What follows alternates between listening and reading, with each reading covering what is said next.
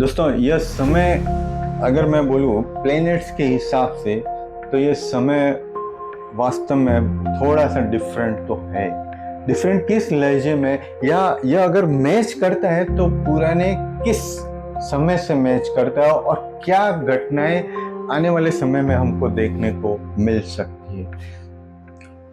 अभी जो सबसे इम्पोर्टेंट चीज है कि नेपच्यून और जो सैटर्न ग्रह है, जिसको हिंदी में शनि और जल वरुण देवता जिसको हम बोलते हैं, वो जून से 1 की डिग्री पे आ जाएंगे, 1 की डिग्री पे।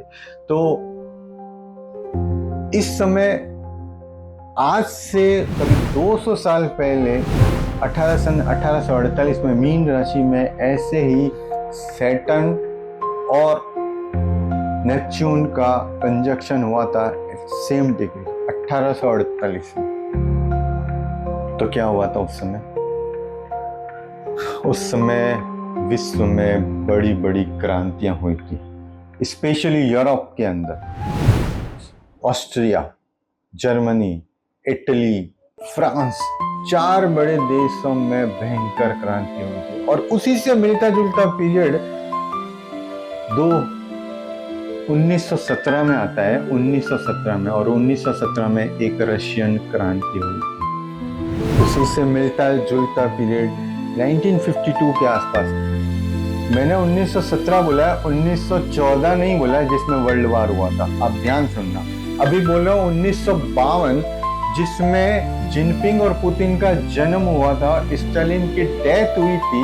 1952 के आसपास भी ऐसा समय आया था। और 1989 के आसपास जब रसिया डिसइंटीग्रेट हुआ था, उस समय भी ऐसा ही कुछ मिलता जुलता पीरियड आया है। और अभी भी करीब करीब 1 साल तक यह पीरियड रहने के चांसेस है। सैटर्न एंड नेपच्यून का कंजक्शन। तो यह जो ग्रह मुझे जो लग रहा है कि थोड़ा सा रिवोल्यूशनरी एटमॉस्फेयर पैदा करता है।